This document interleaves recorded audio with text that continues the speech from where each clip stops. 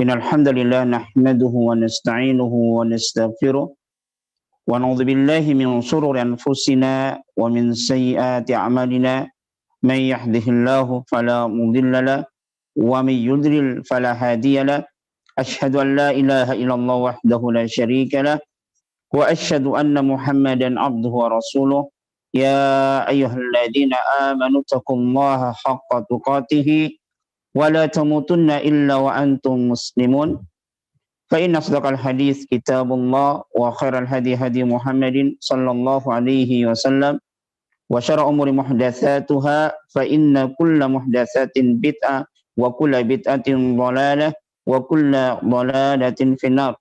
Allahumma anfa'na bima 'allamtana wa 'allimna ma yanfa'una wa zidna ilman. Ikhwani wa akhwati fillah rahimani wa rahmakumullahu jami'an. Tidak lupa selalu kita berdoa kepada Allah Ta'ala dengan seluruh nama-namanya yang husna dan sifat-sifatnya yang ulia. Semoga Allah Ta'ala memberikan kita taufik untuk dapat mentahqiq tauhid dengan sempurna, membersihkan diri kita dari kotoran-kotoran kesyirikan, bid'ah dan maksiat, yang dengannya Allah Ta'ala akan masukkan diri-diri kita ke dalam surganya tanpa hisab dan tanpa adab.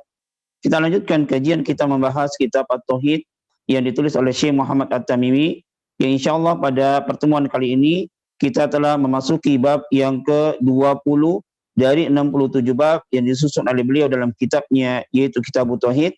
Bab yang ke-20 ini beliau berikan judul Babu ma ja'a minat taqlidi fiman abadallah inda qabri rajulin salih fakifa idza abadahu.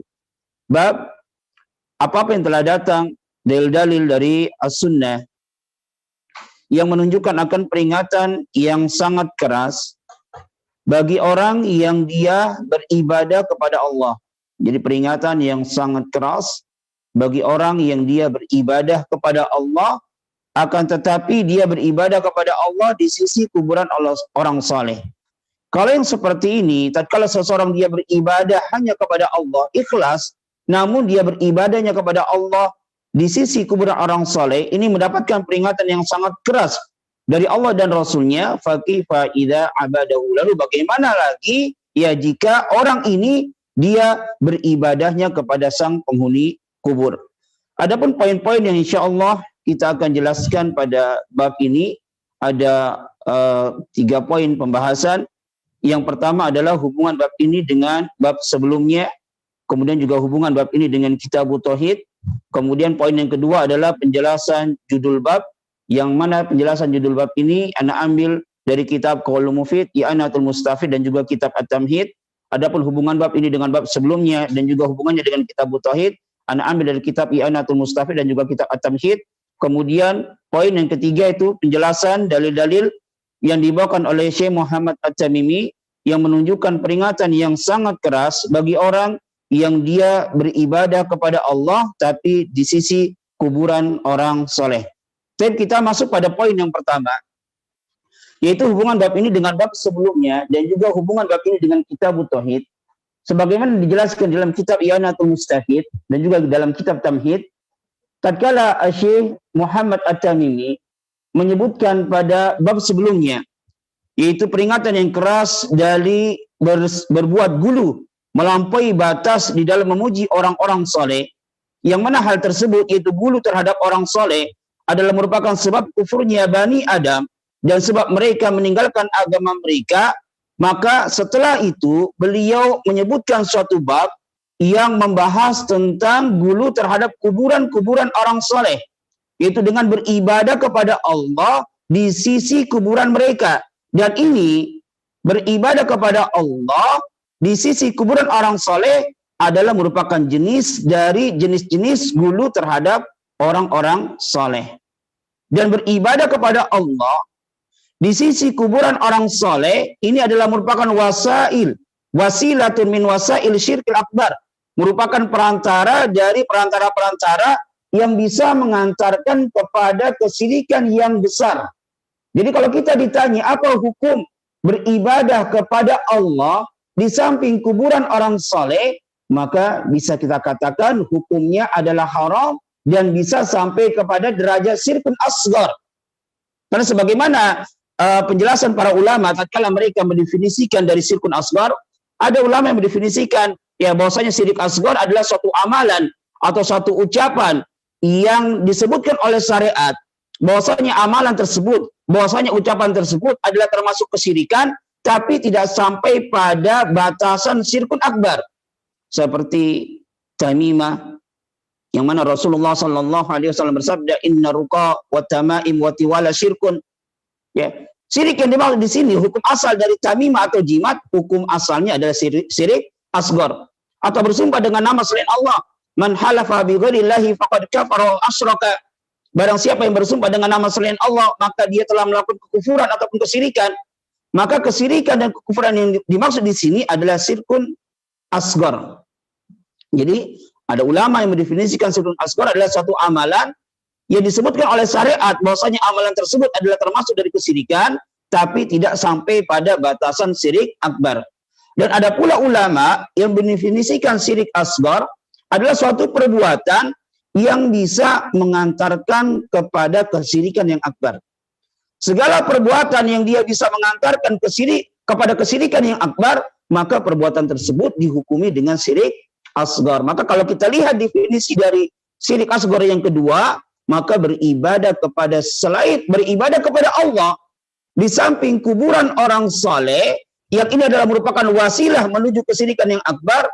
Maka kalau dilihat dari definisi yang kedua dari syirik asghar, ini termasuk dari syirik asghar. Jadi bab ini pun ya, dan juga bab selanjutnya Syekh Muhammad At-Tamimi ingin menjelaskan di antara wasilah-wasilah, di antara sebab-sebab yang bisa menyebabkan seseorang terjerumus ke dalam kesyirikan yang akbar, yang mana beliau jelaskan hal tersebut agar kita menjauhi perbuatan tersebut, sebagaimana yang Rasulullah Sallallahu Alaihi Wasallam telah memberikan peringatan yang sangat keras bagi orang-orang yang melakukan perbuatan tersebut. Jadi kita masuk pada poin yang kedua, yaitu penjelasan judul bab. Yang ini anak ambil dari kitab At-Tamhid, I'anatul Mustafid, dan juga kitab Qaulul Mufid. Perkataan mu'alif, babu ma ja'a fi taqlid. At-taqlidhu maknahu syiddatul amri. At-taqlid maknanya adalah ya suatu perkara yang sangat besar. Maknanya adalah merupakan peringatan yang sangat keras, yang menunjukkan sesuatu yang diberikan peringatan yang sangat keras ini adalah suatu perkara yang sangat besar di sisi Allah Subhanahu wa taala. Bagi siapakah? Fiman abadallaha, bagi orang yang dia beribadah kepada Allah, yang dia melakukan suatu amalan dari amalan-amalan yang disyaratkan oleh Allah dan Rasulnya, dia beribadah lillahi wahda. Dia beribadah hanya kepada Allah. Dia salat hanya kepada Allah mukhlishan, dalam keadaan ikhlas. Dia berdoa, memintanya hanya kepada Allah Subhanahu wa taala. Dia istighatsah, dia isti'adzah, dia isti'anah, dia menyembelih. Ini semuanya dia tujukan kepada Allah Subhanahu wa taala, ikhlas. Sama sekali dia tidak tujukan kepada selain Allah Subhanahu wa taala. Akan tetapi dia lakukan perbuatan tersebut inda qabri rajulin salih. Dia lakukan di sisi kuburan orang saleh. Dia beribadah di sana, dia berdoa kepada Allah Subhanahu wa taala, dia salat kepada Allah Subhanahu wa taala di sisi kuburan orang saleh. Apa yang mendorong mereka melakukan perbuatan ini? Tentunya segala suatu perbuatan yang dilakukan oleh manusia, suatu keyakinan yang dilakukan oleh seorang manusia, mesti ada pendorongnya, mesti ada dasarnya, mesti ada i'tiqadnya. Apa i'tiqad atau keyakinan yang dimiliki oleh orang yang seperti ini, yang dia beribadah kepada Allah tapi di sisi kuburan orang saleh? Keyakinan mereka sebagaimana yang dijelaskan oleh para ulama, di antaranya adalah Syekh Shalih Al-Fauzan dalam kitabnya I'anatul Mustafid, karena dia memiliki keyakinan yang rusak, yaitu dia meyakini bahwasanya kuburan orang saleh atau sekitar wilayah dari kuburan orang saleh ini, dari kuburan para nabi ataupun para wali ataupun orang-orang yang mereka anggap saleh, mereka meyakini tempat tersebut adalah tempat yang berbarokah. Jadi inti permasalahannya adalah karena mereka salah paham di dalam masalah tabaruk, mengharap barokah, sebagaimana yang sudah kita jelaskan. Bahwasanya tabaruk itu terbagi menjadi dua. Ada tabaruk yang syar'i, ada tabaruk yang dilarang. Tabaruk yang syar'i adalah bertabaruk dengan sesuatu yang memang ada dalilnya dari Al-Quran maupun As-Sunnah bahwasanya sesuatu tersebut mengandung barokah dan ditempuh dengan cara-cara yang disyariatkan. Adapun tabaruk yang dilarang itu seorang dia bertabaruk dengan sesuatu yang ada dalilnya. Sekarang kalau mereka meyakini bahwasanya kuburan orang soleh, tempat kuburan orang soleh ini memiliki barokah, datangkan dalilnya. Mana dalilnya dari Al-Quran maupun dari As-Sunnah yang menunjukkan bahwasanya tempat tersebut adalah tempat yang berbarokah. Jadi inti permasalahan dari bab ini karena kesalahpahaman mereka di dalam memahami masalah tabaruk. Ya mereka beribadah kepada Allah di sisi kuburan orang soleh yang mendorong perbuatan mereka ini karena mereka memiliki keyakinan yang rusak. Mereka meyakini bahwasanya kuburan orang soleh ini adalah tempat yang berbarokah. Sehingga kalau mereka beribadah di sana lebih dikabulkan oleh Allah Subhanahu wa taala.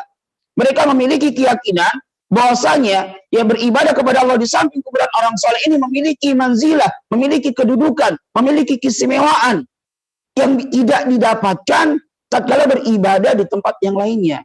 Mereka meyakini kalau berdoa kepada Allah di samping kuburan orang soleh, berdoanya kepada Allah. Dia nggak minta sama orang soleh, enggak. Dia berdoanya kepada Allah, tapi dilakukan perbuatan tersebut di samping kuburan orang soleh karena dia meyakini kalau berdoa di tempat tersebut maka Allah akan lebih kabulkan. Tatkala dia salat di sana, ya dia salatnya kepada Allah, dia yakini salatnya ini akan Allah berikan pahala, akan Allah kabulkan. Tatkala dia menyembelih ataupun yang semisalnya dari macam-macam ibadah, dia lakukan tersebut karena dia meyakini ya beribadah di tempat tersebut memiliki suatu keutamaan. Allah Subhanahu wa taala akan mengabulkan dari ibadah yang dia lakukan. Dan hukum asal dan hukum dari beribadah kepada Allah ya di samping kuburan orang soleh hukumnya adalah haram dan bisa masuk ke dalam kesyirikan yang asghar karena bisa menyebabkan atau menjerumuskan ke dalam kesyirikan yang akbar. Kemudian Mu'alli berkata, fakifa idza abadahu. Lalu bagaimana jika dia ini beribadahnya kepada selain Allah, kepada sang penghuni kubur? Kalau beribadah kepada Allah Subhanahu wa taala yang menyebabkan pelakunya mendapatkan laknat dari Allah Subhanahu wa taala, sebagaimana hadis-hadis atau dalil-dalil yang nanti insyaallah kita akan bawakan, dan pelakunya adalah merupakan sejelek-jelek makhluk di sisi Allah Subhanahu wa taala. Ini bagi orang yang beribadah hanya kepada Allah, tapi di samping kuburan orang saleh dia mendapatkan peringatan yang sangat keras, mendapatkan laknat dari Allah. Dan Rasulullah mengatakan min siraril khalqi indallah, termasuk dari makhluk yang paling jelek di sisi Allah. Fa kaifa idza abida dzalikal abid ila sahibil qabri.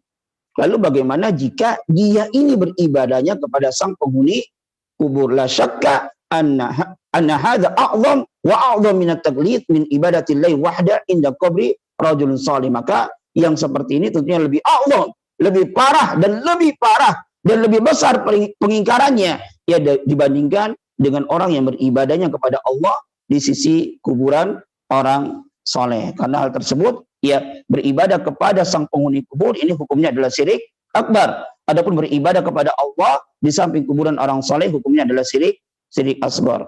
Jadi kita masuk pada poin yang ketiga, yaitu penjelasan dalil. Ya, di sini Syekh Muhammad At-Tamimi membawakan beberapa dalil. Dalil yang pertama fi sahihi, yakni fi sahihain, di dalam sahihain yang diriwayatkan oleh Bukhari dan Muslim. An Aisyah radhiyallahu anha, dari Aisyah radhiyallahu anha, beliau berkata, anna Umma Salamah, bahwasanya Umma Salamah yang nama asli dari beliau adalah Hindun binti Abi Umayyah, yang beliau sebelumnya menikah dengan Abu Salamah, yang mana beliau dan suaminya Abu Salamah pernah hijrah dua kali. Yang pertama hijrah ke negeri Habasah dan hijrah ke negeri Madinah. Kemudian tatkala Abu Salamah meninggal di Madinah, maka Rasulullah Shallallahu Alaihi Wasallam menikahi Ummu Salamah. Ya, tatkala Ummu Salamah ini menjadi istri Rasulullah Shallallahu Alaihi Wasallam, beliau bercerita kepada Rasulullah Shallallahu Alaihi Wasallam, ya annaha dzakarat li Rasulillah Shallallahu Alaihi Wasallam kanisatan ra'atha bi ardil Habasah. Bahwasanya beliau menceritakan kepada Rasulullah Shallallahu Alaihi Wasallam tentang kanisah. Kanisah yaitu tempat ibadah orang-orang Nasara yang mereka berkumpul ya pada tempat tersebut pada hari Ahad ya untuk beribadah kepada Al-Masih Ibnu Maryam. Ra'atsha bi ardil Habasa, yang beliau pernah lihat gereja tersebut di negeri Habasah. Wa ma fiha minas suwar, dan apa-apa yang ada di gereja tersebut dari gambar-gambar orang soleh. Jadi tatkala Ummu Salamah ini sudah menjadi istri Rasulullah Sallallahu Alaihi Wasallam, beliau bercerita kepada Rasulullah Sallallahu Alaihi Wasallam dari apa yang pernah beliau lihat di negeri Habasah, bahwasanya beliau melihat ya kanisa yang di dalamnya ya terdapat gambar-gambar dari gambar-gambar orang soleh. Maka mendengar ya kisah dari Ummu Salamah ini, faqala sallallahu alaihi wasallam, maka Rasulullah sallallahu alaihi wasallam bersabda, ulaiki idza mata fihim ar-rajulus salih awil abdus salih. Mereka itu orang-orang Nasara, jika di antara mereka ada laki-laki yang saleh atau hamba yang saleh, ya ini di sini adalah keraguan-raguan dari perawi, apakah Rasulullah bersabda ar-rajulus salih atau abdus salih. Apabila di antara mereka meninggal dunia, banau ala qabrihi masjidan, maka mereka membangun di atas kuburan hamba soleh tersebut masjidan, yaitu tempat untuk beribadah. Makna dari masjidan di sini adalah secara bahasa itu musalla, yang mereka jadikan tempat untuk beribadah, untuk sholat kepada Allah Subhanahu wa taala. Yakni mereka menjadikan kanisa yang mereka beribadah ya fiha di dalamnya. Oleh karena itulah dinamakan oleh Rasul di sini adalah masjidan secara bahasa, yaitu tempat untuk sujud atau tempat untuk salat. Wasawwaru fiha tilka suwar, dan mereka ya menggambar gambar-gambar dari orang-orang soleh yang yunsabunaha fi hadzal makan, dan mereka memajangnya gambar-gambar tersebut di tempat tersebut. Mimbabil gulu fi sholihin, karena mereka gulu terhadap orang-orang soleh. Ya, maka yang seperti ini memajang gambar-gambar orang soleh ataupun selain dari mereka, dari para sultan, dari para raja, wa hadza la yajuzu fil Islam. Maka yang seperti ini tidaklah boleh di dalam Islam. Li'annahu wasilatun ila syirki, dikarenakan ya perbuatan tersebut adalah merupakan wasilah menuju kesyirikan. Apalagi ya jika gambar-gambar tersebut ditempatkan pada tempat-tempat ibadah. Ya dibangun masjid di sana, kemudian dalam masjid ya ditempel, dipajang gambar-gambar dari gambar-gambar orang-orang soleh atau orang-orang yang mereka anggap soleh. Kemudian Rasulullah bersabda, ulaiki syirarul khalqi indallah. Mereka itu adalah sejelek-jelek makhluk di sisi Allah. Dijelaskan kenapa orang yang seperti ini, orang-orang yang membangun ya suatu bangunan di kuburan orang soleh, dan mereka memajang gambar-gambar dari orang soleh, adalah merupakan sejelek-jelek makhluk di sisi Allah. Syirarun ini adalah jam'u taksir dari syarrun, yang dia adalah mengikuti wazan isim tabdil, bermakna asyarru, ya sejelek-jelek makhluk yang paling jelek di sisi Allah Subhanahu wa taala. Kenapa? Li'anna amalahum hadza wasilatun ilal kufri wasirki, dikarenakan perbuatan mereka ini adalah merupakan wasilah menuju kekufuran dan juga menuju kesirikan, sehingga pelakunya tatkala dia melakukan perbuatan yang seperti ini, perbuatan-perbuatan yang bisa mengantarkan kepada kesirikan, ya fa inna sahibahu jadirun bi ayyakuna min siraril khalqi indallah, maka pelakunya berhak ya mendapatkan julukan sejelek-jelek makhluk di sisi Allah Subhanahu wa taala. Kemudian setelah itu Syekh Muhammad At-Tamimi membawakan ibarah dari Syekhul Islam Ibnu Taimiyah. Jadi sabda Rasulullah sampai ulaiki sirarul khalqi indallah. Setelah itu adalah perkataan dari Syekhul Islam Ibnu Taimiyah.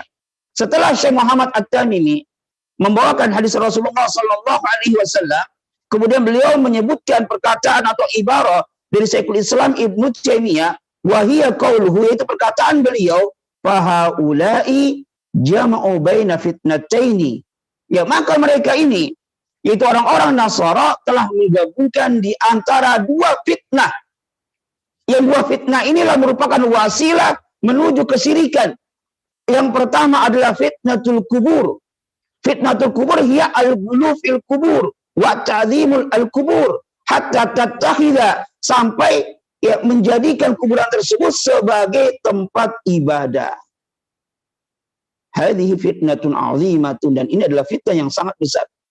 Jadi orang-orang Nasrani ini ya telah mengumpulkan di antara dua fitnah yang sangat besar yang menyebabkan terjadinya kesyirikan. Yang pertama adalah fitnah kubur. Gulu terhadap kuburan orang-orang soleh. Sampai menjadikan kuburan orang soleh tersebut sebagai tempat untuk beribadah. Dan ini adalah merupakan fitnah yang sangat besar yang terjadi pada umat-umat yang telah lalu. Seperti yang terjadi, yang dilakukan oleh orang-orang musyrikin. Yang mereka menjadikan kuburan Lata. Ya sudah kita jelaskan tatkala kita membahas bab tentang tabaruk. Afaraitumul Lata wal Uzza. Kalau Lata di sini di taknya, dia adalah seorang laki-laki yang saleh, ya, yang dia mengadun adonan tepung dijadikan roti dibagikan kepada jamaah haji. Tatkala Lata ini meninggal dunia, jamaah haji merasa kehilangan. Kemudian mereka awalnya ziarah kubur ke sana, lama kelamaan akhirnya ya mereka iktikaf dan bertabaruk dengan kuburannya Lata. Jadi fitnah kuburan ini adalah fitnah yang sangat besar. Yang ini pun terjadi pada umat-umat yang terdahulu dan juga umat-umat sekarang ini. Ya banyak dari kaum muslimin yang menjadikan kuburan para orang-orang soleh, kuburan para nabi atau kuburan orang-orang soleh dijadikan sebagai masjid. Ya kita lihat dari para wali, dari wali-wali Songo yang mereka menyebarkan Islam terkhusus di Pulau Jawa ini, kebanyakan ya kuburan-kuburan mereka dijadikan sebagai masjid, seperti kuburan Sunan Ampel di Surabaya, kuburan Sunan Bonang, ya, dan yang semisalnya, kuburan Sunan Jati, ya banyak di antara orang-orang yang menjadikan kuburan mereka sebagai masjid. Yang ini adalah merupakan fitnah yang sangat besar yang menyebabkan seseorang terjerumus ke dalam kesyirikan. Kemudian fitnah yang kedua adalah fitnah tamasil, ya fitnah gambar atau patung atau berupa lukisan dari makhluk hidup. Yang ini fitnah tamasil adalah huwa fitnatun qadimatun, adalah fitnah yang terdahulu yang menyebabkan terjadinya kesyirikan. Bahkan kesyirikan yang pertama kali terjadi di muka bumi ini pada kaumnya Nabi Nuh alaihissalam disebabkan karena fitnah tamasil, ya fitnah dari gambar-gambar. Begitu pula kesyirikan yang terjadi pada orang-orang Yahudi, ya dengan sebab fitnah tamasil ini, yaitu yang dilakukan oleh Samiri yang dia membuat patung sapi betina. Begitu pula ya kesyirikan yang terjadi pada orang-orang Nasara ini disebabkan karena mereka membuat salib ya ala surati al-masih bizamihim, ya dengan bentuk Isa al-Masih yang disalib menurut prasangkaan mereka. Jadi gambar, kemudian fitnah gambar dan fitnah dari kuburan, ini adalah fitnah yang menyebabkan fitnah yang sangat besar yang menyebabkan manusia terjerumus ke dalam kesyirikan. Maka pantaslah kalau pelakunya adalah sirarul khalqi indallah, ya sejelek-jelek manusia di sisi Allah Subhanahu wa taala.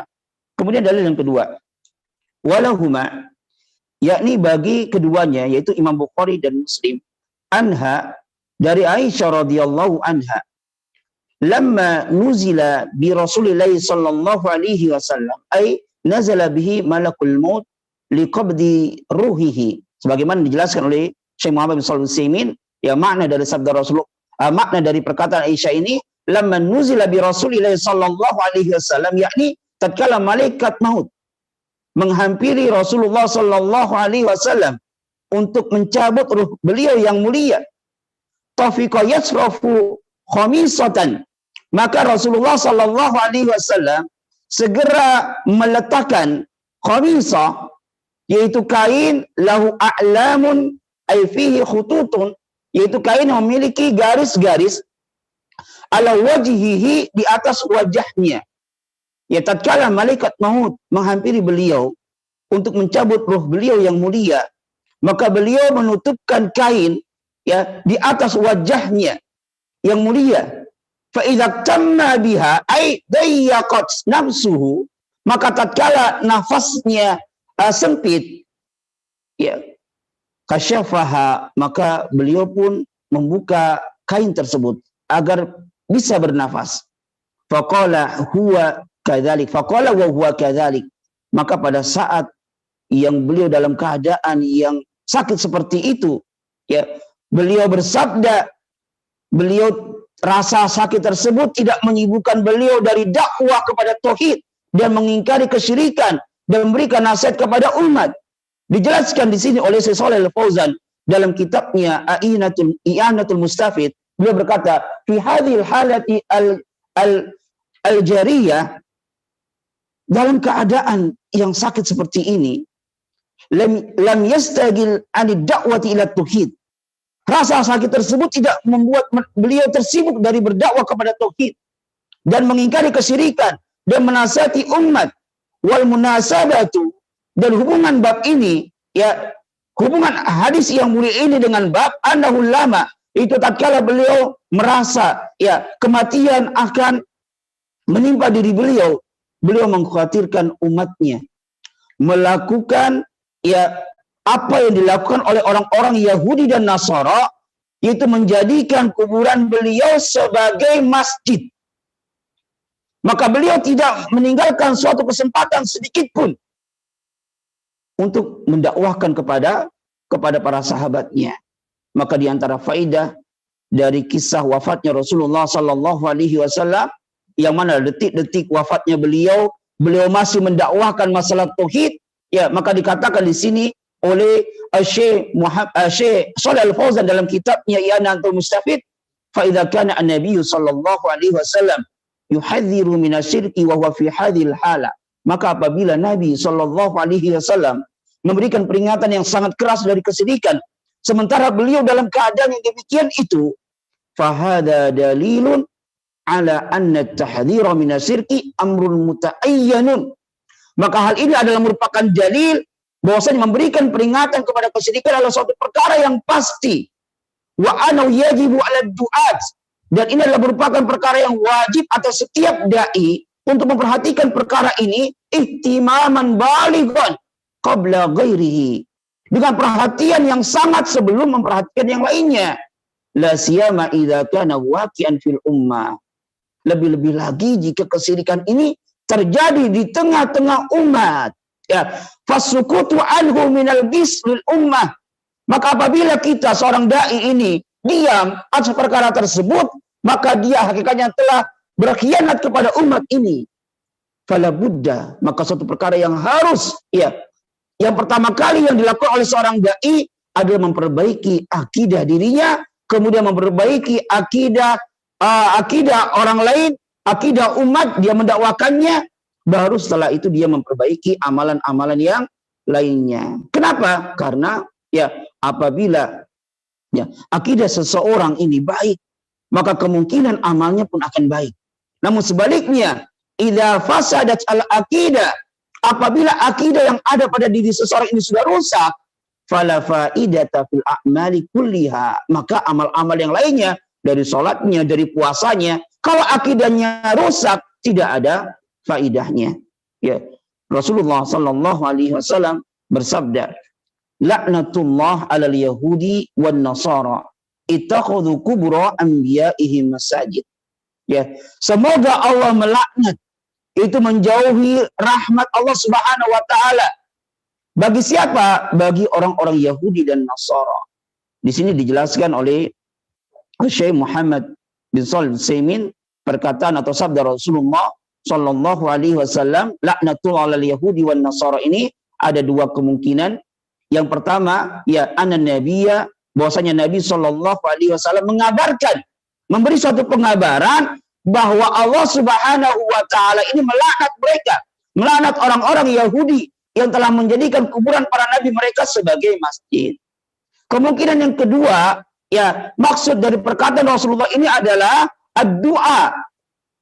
Itu Rasulullah mendoakan semoga Allah melaknat orang-orang Yahudi dan orang-orang Nasara yang mereka menjadikan kuburan para nabi mereka sebagai masjid. Dan dua makna ini, ya, bisa kita bawa kepada hadis yang mulia ini.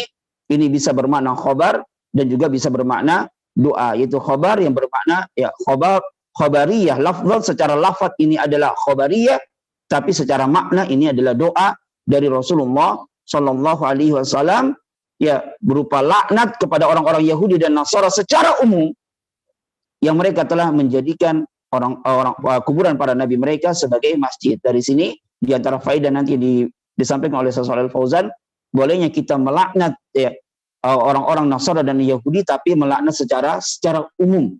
Tapi kalau melaknat secara ta'in, maka yang seperti ini tidak boleh, ya. Ittakhadhu qubura anbiya'ihim masajida, yaitu mereka, karena mereka telah menjadikan kuburan para nabi mereka sebagai masjid. Masjid yang dimaksud di sini adalah, ya, tempat untuk beribadah. Allah Subhanahu wa taala melaknat orang-orang Yahudi dan Nasara yang menjadikan kuburan para nabi mereka sebagai tempat ibadah. Sawaun, sama saja apakah mereka membangun bangunan masjid di atasnya atau tidak. Tatkala seseorang dia menjadikan kuburan orang soleh ini sebagai tempat beribadah, sama saja apakah di atas kuburan tersebut dibangun sebuah masjid atau tidak, ya, dia beribadah kepada Allah di samping kuburan tersebut, walaupun tidak dibangun masjid di dalamnya, maka hakikatnya orang tersebut telah menjadikan, ya, kuburan orang soleh atau kuburan para nabi sebagai masjid. Sebagaimana nanti kita dijelaskan oleh Syekh Shalih Al-Utsaimin dan juga dijelaskan oleh Syekh Shalih Al-Fauzan, bahwasanya menjadikan kuburan orang soleh sebagai masjid itu ada dua bentuk. Jadi menjadikan kuburan orang soleh menjadi masjid, yang pelakunya ini dilaknat oleh Allah Subhanahu wa taala dan sejelek-jelek makhluk di sisi Allah Subhanahu wa taala, ini ada dua bentuk. Yang pertama adalah membangun bangunan masjid di atasnya untuk beribadah kepada Allah Subhanahu wa taala, atau bahkan untuk beribadah kepada sang penghuni kubur. Kemudian yang kedua adalah, ya, beribadah kepada Allah di samping kuburan orang soleh tersebut, walaupun tidak dibangun masjid di atasnya. Ini masuk ke dalam keumuman, ya, larangan menjadikan kuburan sebagai masjid. Kemudian berkata Aisyah radhiyallahu anha, yuhadziru ma sona'u. Beliau memberikan peringatan yang sangat keras terhadap umatnya atas apa yang dilakukan oleh orang-orang Yahudi dan Nasara, agar umatnya tidak menjadikan kuburan beliau sebagai masjid seperti yang dilakukan oleh orang-orang Yahudi dan Nasara. Jadi di akhir kehidupan Rasulullah Sallallahu Alaihi Wasallam ini, Rasulullah memberikan nasihat kepada umatnya, jangan seperti orang-orang Yahudi yang mendapatkan laknat dari Allah, yang mereka menjadikan kuburan para nabi mereka sebagai masjid. Ya, beliau melakukan seperti ini sebagaimana dijelaskan oleh Aisyah, yuhadziru ma sona'u. Ya, beliau memberikan peringatan kepada umatnya atas apa yang dilakukan oleh orang-orang Yahudi dan Nasara, agar umatnya tidak menjadikan kuburan beliau seperti apa yang dilakukan oleh orang-orang Yahudi dan orang-orang Nasara. Itu menjadikan kuburan para nabi mereka sebagai masjid. Sama saja apakah dibangun masjid di dalamnya, dibangun bangunan masjid atau tidak. Ya, walaupun hanya sekedar beribadah di sana, walaupun tidak ada bangunan masjidnya, maka hakikatnya telah menjadikan kuburan orang saleh atau para nabi sebagai masjid. Ya. Kemudian beliau berkata, walaula dzalika, dan seandainya bukan karena itu, seandainya bukan karena dikhawatirkan kuburan beliau dijadikan sebagai masjid, ubriza qabruhu, niscaya kuburannya akan ditampakkan yang bisa dilihat oleh manusia. Kalau bukan karena khawatir kuburan Rasulullah Sallallahu Alaihi Wasallam ini dijadikan masjid oleh orang-orang setelah para sahabat, maka niscaya Rasulullah Sallallahu Alaihi Wasallam dimakamkan di tempat yang terbuka, dimakamkan bersama kaum muslimin, ya, di kuburan baki. Ghayra annahu khasiya ayutakhadha masjidan. Ya. Akan tetapi annahu khasiya di sini, ya, dijelaskan oleh Syekh Shalih Al-Fauzan dan juga Syekh Muhammad bin Shalih Al-Utsaimin. Kalimat khasyiah ini ada dua cara bacanya, ada dua riwayat, ya. Di fathah kha-nya khasyiah, kalau di fathah kha-nya, maka yang khawatir di sini adalah Rasulullah Sallallahu Alaihi Wasallam. Ya, Rasulullah khawatir kuburan beliau dijadikan sebagai masjid. Kalau kita baca khosiyah, karena di sini memang ada dua riwayat, fiha riwayatani, kata Syekh Muhammad Shalih Utsaimin, ada dua riwayat tentang harokat dari khosiyah ini, ada yang di fathah khoknya, ada yang di dhamma. Kalau di fathah itu khosiyah, maka yang khawatir di sini adalah Rasulullah Shallallahu Alaihi Wasallam. Beliau khawatir ya kuburan beliau kalau seandainya ditampakkan maka akan dijadikan masjid oleh orang-orang. Ini salah satu hikmah dari hikmah kenapa Rasulullah Shallallahu Alaihi Wasallam dikuburkan di kamarnya Aisyah. Ya, kalau khanya ini di dhamma khusya, maka yang khawatir di sini adalah para sahabat. Ya, setelah mereka musyawarah, mereka khawatir ya tatkala meninggalnya Rasulullah Sallallahu Alaihi Wasallam, mereka bermusyawarah kira-kira di manakah Rasulullah Sallallahu Alaihi Wasallam ini kita makamkan. Ya, di antara hasil dari musyawarah mereka, Rasulullah dimakamkan di kamarnya Aisyah. Apa alasannya? Ada dua alasan. Yang pertama, khawatir kalau Rasulullah Sallallahu Alaihi Wasallam dimakamkan di luar, di tempat yang terbuka, khawatir nanti kuburan beliau akan dijadikan masjid oleh orang-orang selanjutnya. Dan yang kedua, ya berdasarkan sabda Rasulullah Sallallahu Alaihi Wasallam yang didengar oleh sebagian dari para sahabat yang hadir pada saat itu, di antaranya adalah Abu Bakar As-Siddiq. Ya, Pak, sebagian para sahabat menyampaikan hadis yang pernah beliau dengar dari Rasulullah, yang mana Rasulullah Sallallahu Alaihi Wasallam bersabda, "Ma qubida nabiyyun illa dufina haitsa qubida." Tidaklah seorang nabi itu diangkat ruhnya, dicabut ruhnya, meninggal dunia, illa dufina, kecuali dimakamkan haitsu qubida, di mana tatkala meninggalnya. Hadis ini diriwayatkan oleh Imam Tirmidzi dan disahihkan oleh Syekh Albani. Maka dari dua sebab tersebutlah maka Rasulullah Sallallahu Alaihi Wasallam dimakamkan di rumahnya. Apa tujuannya? Agar tidak dijadikan sebagai masjid. Ya. Taib. Kemudian setelah itu Syekh Muhammad bin Shalih Utsaimin menyampaikan suatu permasalahan, i'tiradun wa jawabuhu, kritikan dan jawaban. Idza qala qail, dan ini di antara subhat-subhat dari sebagian orang yang mereka membantah kita, yang kita memiliki suatu i'tiqad berdasarkan dalil-dalil bahwasanya tidak boleh sholat di masjid yang di dalamnya terdapat kuburan. Kalau fatwa dari Syekh bin Baz dan kebanyakan dari ulama-ulama Saudi, sholat di dalam masjid yang terdapat kuburan di dalamnya hukumnya adalah haram dan sholatnya tidak sah. Ya. Jika ada suatu pertanyaan, idza qala qail, apabila ada seseorang yang berkata, nahnu al-an waqi'una fi muskilah binisbati liqabri Rasulillah sallallahu alaihi wasallam al-an fa innahu fi wastil masjid. Kami memiliki suatu muskilah tentang keberadaan kuburan Nabi Sallallahu Alaihi Wasallam sekarang ini, yang secara zahir ya kuburan Nabi Sallallahu Alaihi Wasallam ada di tengah-tengah Masjid Nabawi. Berarti kalau sholat di masjid yang di dalamnya terdapat kuburan tidak sah, sementara di Masjid Nabawi kan ada kuburannya Rasulullah terletak di tengah masjid, berarti sholat di Masjid Nabawi tidak sah dong. Ya, fama huwal jawab. Kalau ada subhat yang seperti ini, atau kalau ada orang yang bertanya seperti ini, bagaimanakah jawaban kita? Kulna, kata beliau, al jawabu ala dzalika min wujuh. Ya, untuk menjawab pertanyaan ini ada beberapa sisi, kata beliau. Yang pertama, annal masjida lam yubna alal qabri. Sesungguhnya Masjid Nabawi itu tidaklah dibangun di atas kuburan beliau. Kenapa? Ya, karena Masjid Nabawi itu dibangun kala Rasulullah Sallallahu Alaihi Wasallam masih hidup. Dan yang membangun Masjid Nabawi bahkan adalah Rasulullah Sallallahu Alaihi Wasallam dan para sahabatnya. Beda dengan kuburan-kuburan yang ada sekarang. Ya, seperti di kuburan di Surabaya, kuburan Sunan Ampel. Memang di sana ada wali atau orang saleh, kemudian meninggal, kemudian di atasnya dibangun setelah kuburan dikubur di dalam kuburan tersebut, baru kemudian dibangun di atasnya masjid. Tapi ini ya Masjid Nabawi itu tidak dibangun di atas kuburan Nabi Sallallahu Alaihi Wasallam. Kenapa? Karena Masjid Nabawi itu dibangun tatkala Rasulullah masih hidup. Bahkan yang membangun Masjid Nabawi tersebut adalah Rasulullah Shallallahu Alaihi Wasallam dan para sahabat. Ini yang pertama.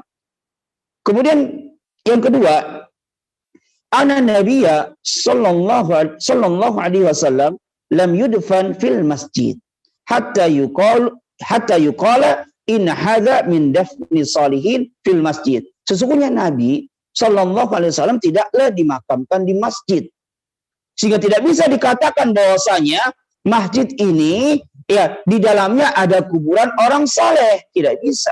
Kenapa? Karena Rasulullah Sallallahu Alaihi Wasallam ini dimakamkan di rumahnya beliau sendiri, yaitu di kamarnya Aisyah. Ya, tatkala Rasulullah Sallallahu Alaihi Wasallam meninggal dunia, ya Rasulullah tidak dimakamkan di masjid, tapi dimakamkan di kamarnya, itu kamarnya Aisyah radhiyallahu anha. Ya, maka tidak bisa dikatakan bahwasanya Masjid Nabawi itu di dalamnya ada kuburan Nabi Sallallahu Alaihi Wasallam, atau dikatakan bahwasanya Nabi dikubur di dalam masjid. Tidak, karena Nabi Sallallahu Alaihi Wasallam itu dikubur di kamarnya Aisyah radhiyallahu anha. Kemudian yang ketiga, dijelaskan oleh Syekh Muhammad Shalih Utsaimin bahwasanya memasukkan rumah-rumah Rasulullah Sallallahu Alaihi Wasallam ke dalam masjid, dan diantaranya adalah rumahnya Aisyah, laisa bittifakin minas sahabah. Ini bukan kesepakatan para sahabat. Bahkan pada saat itu, ya, banyak di antara para sahabat yang sudah meninggal. Walam yabqa minhum illa qalil. Dan tidak tersisa di antara mereka kecuali sedikit saja dari para sahabat. Yang ini terjadi, kata Syekh Muhammad Shalih Utsaimin, yaitu sekitar tahun 94 Hijriah. Dan perbuatan tersebut yang dilakukan oleh khalifah pada saat itu bukanlah merupakan kesepakatan para sahabat, dan para sahabat tidak ada yang membolehkannya. Bahkan sebagian mereka menyelisih perbuatan tersebut. Dan di antara wamiman khalafa aidan, dan di antara yang menyelisihi dari perbuatan tersebut, yaitu memasukkan kamar-kamar Rasulullah Sallallahu Alaihi Wasallam, di antaranya adalah kamar ibunda Aisyah yang di dalamnya ada kuburan beliau dan kuburan dua sahabat yang mulia. Di antara yang mengingkarinya adalah seorang tabi'in yang mulia, adalah Sa'id ibnul Musayyib. Beliau falam yarda bihadal amal, sama sekali tidak meridhoi perbuatan tersebut. Ya. Kemudian yang keempat, annal qabra laysa fil masjid hatta ba'da idkhalihi. Bahwasanya kuburan itu bukanlah bagian dari masjid, walaupun setelah dimasukkan ke dalam masjid. Secara zahirnya, ya, memang kuburan Rasulullah ini berada di dalam masjid, tapi bukan bagian dari masjid. Li'annahu fi hujratin mustaqillatin anil masjid, karena kuburan Rasulullah itu adalah merupakan kamar yang terpisah dari masjid. Dia berada di dalam masjid, tapi bukan bagian dari masjid. Kalau seperti mungkin kalau kita di masjid-masjid di Indonesia ada pengimaman, kemudian di sampingnya biasanya ada kamar, ya. Ini kan dia masuk ke dalam lingkungan masjid, tapi dia bukan bagian dari masjid. Atau seperti WC-WC yang ada di mana, yang di samping masjid, dia berada masih di halaman masjid, tapi dia bukan bagian dari masjid. Berada di dalam masjid, tapi bukan bagian dari masjid. Ya, sebagaimana dijelaskan di sini oleh Syekh Shalih Utsaimin, bahwasanya kuburan Rasulullah ini hakikatnya bukan bagian dari masjid, tidak berada di dalam masjid. Hatta ba'da idkhalihi, walaupun setelah kuburan beliau dimasukkan ke dalam masjid. Kenapa? Dikarenakan kuburan Rasulullah ini adalah kamar yang terpisah dari masjid. Falaisal masjid mabniyan alaihi, di dalam masjid dibangun di atas kuburan beliau. Ya, walihada, oleh karena itulah ja'ala atau ju'ila hadzal makan mahfudun wa mahutun bi salasati jidaran. Oleh karena itulah makamnya Rasulullah ini, ya, tempat tersebut dijaga dan ditembok dengan 3 tembok. Ya, dan sudut-sudutnya ini munharifa anil kiblah, ya, menyelisih kiblat. Jadi seseorang dibuat sedemikian rupa oleh pemerintah agar orang-orang yang tatkala berada di sana tidak bisa sholat menghadap kuburan Rasulullah. Sekali menghadap kiblat gitu, kemudian menghadap kuburan Rasulullah, sekali kiblat tidak bisa. Ya, karena dibuat sedemikian rupa, ditembok dengan lapisan tembok yang ditembok dengan 3 lapis yang menunjukkan bahwasanya kamarnya Aisyah ini adalah ruangan tersendiri yang bukan bagian dari masjid. Ya, ini penjelasan dari Syekh Shalih Al-Utsaimin. Kemudian dua faedah hadis yang dapat kita ambil sebagaimana yang dijelaskan oleh Syekh Shalih Al-Fauzan. Yang pertama adalah tahrimul bina'i 'alal kubur li'anna dzalika wasilatun ila syirki billah. Haramnya membangun bangunan di atas kuburan, ya, dikarenakan perbuatan tersebut adalah wasilah menuju kesyirikan. Kemudian faedah yang kedua dalam hadis tersebut, dari dua hadis yang kita bacakan, menunjukkan akan haramnya beribadah di sisi kuburan orang soleh walaupun tidak dibangun di atasnya sebuah bangunan. Kemudian faedah yang ketiga dari hadis tersebut adalah dalil akan haramnya memanjang gambar-gambar dari makhluk yang bernyawa. Ya, dikarenakan hal tersebut adalah merupakan wasilah dari kesyirikan.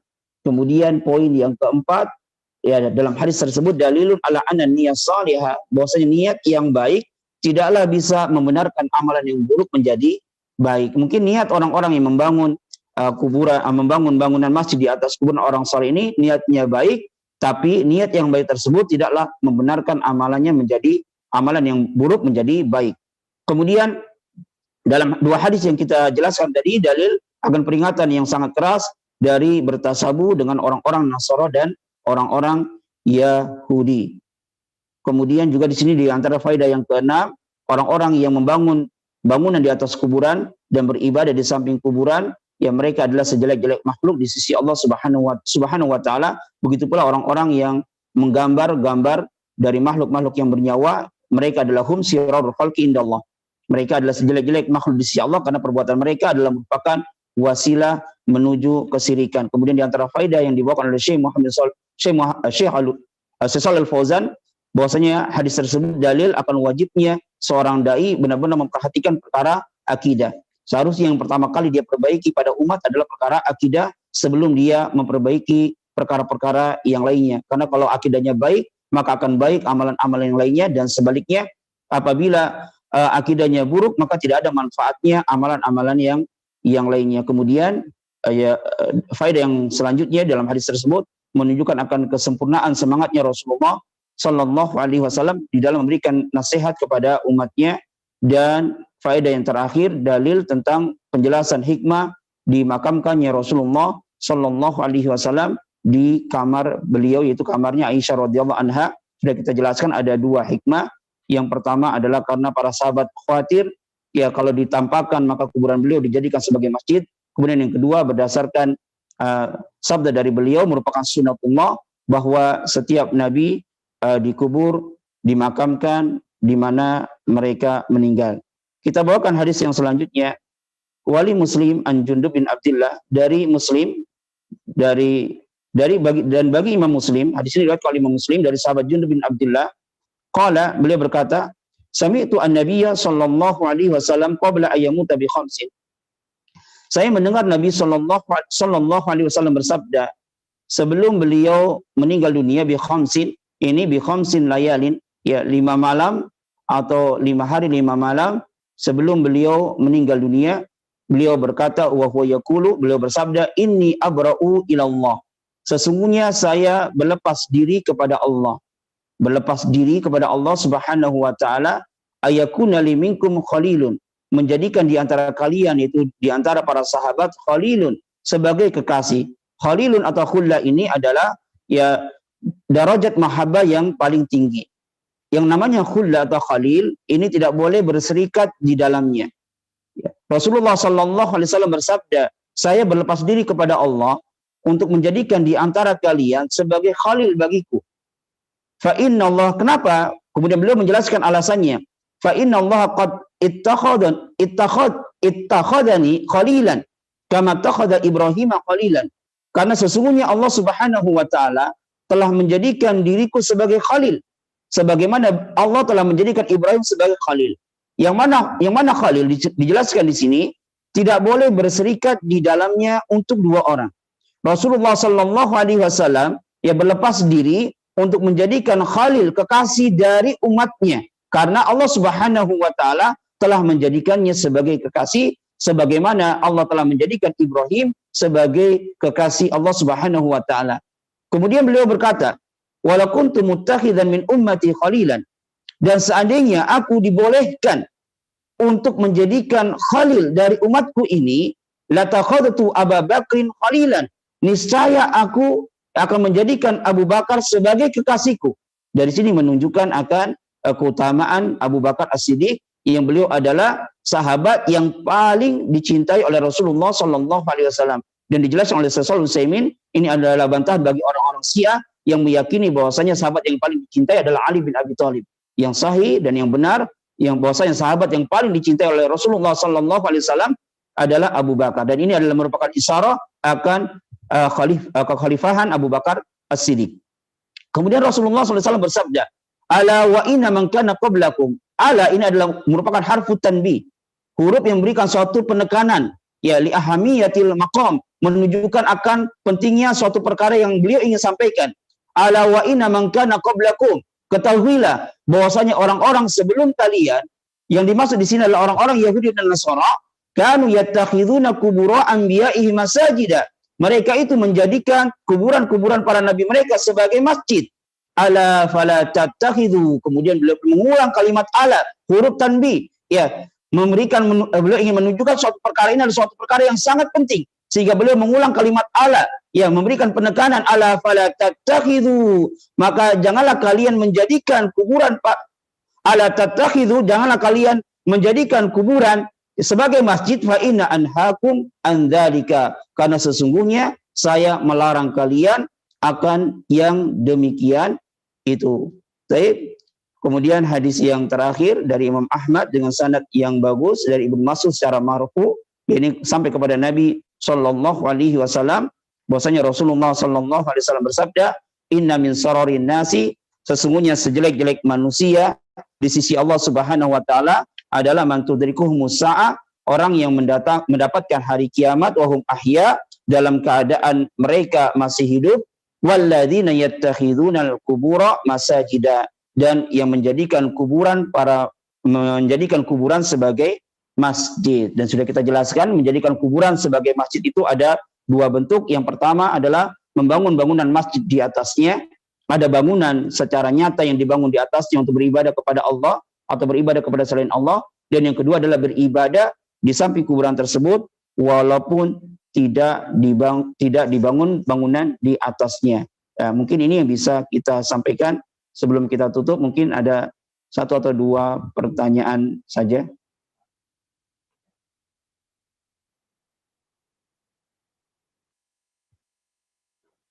Bismillah. Apakah rintangan berdiri saat orang polis datang memberikan pelayanan dengan tujuan memuliakan mereka? Apakah itu termasuk dulu? Mohon dijelaskan batasan memuliakan orang polis itu bagaimana? Tapi kalau kita lihat dari yang dilakukan para tulab, ya, di dalam mereka memuliakan para ulama, maka sekedar menyium tangan itu insya Allah tidak masalah, ya. Bahkan dicium keningnya, kita pernah lihat, ya, para tulab mencium keningnya Syekh bin Baz, sesuatu semi, apa yang seperti ini insya Allah tidaklah masalah, sekedar hanya mencium tangan. Kemudian yang kedua, Ustaz, bismillah, assalamualaikum Ustaz. Ahwan, Ustaz, bagaimana hukum gambar dengan baju dan buku anak-anak? Jazakumullahu khairan atas ilmunya. Kalau sebagaimana sudah kita jelaskan pada pertemuan yang lalu, dijelaskan oleh Syekh Shalih Utsaimin dalam kitab ada beberapa hukum menyimpan gambar.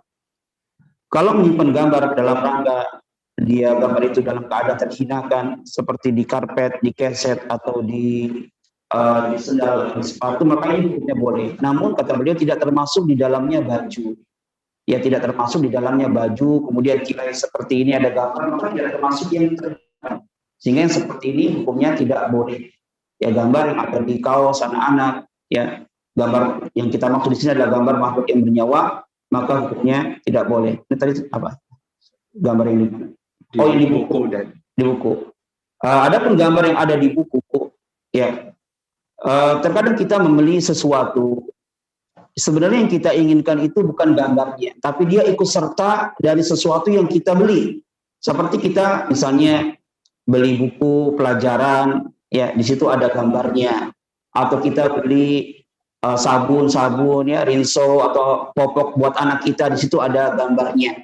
Sebenarnya yang kita inginkan itu bukan gambarnya itu, tapi barang tersebut. Makanya kata Syekh Shalih Utsaimin, maka yang seperti ini tidaklah mengapa, tapi jika memungkinkan bagi kita untuk menghilangkannya, maka dihilangkan.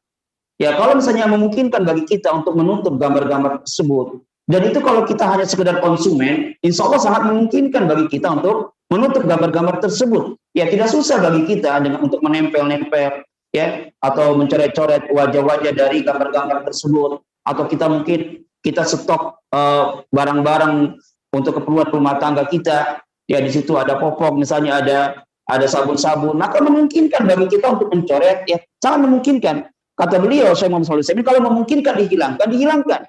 Tapi kalau tidak memungkinkan, mungkin kita adalah seorang penjualnya. Kita punya toko kelontongan, bisa kita jual buku, ya, buku-buku yang pelajaran memang di situ ada gambarnya. Gak mungkin bagi kita untuk menutupnya.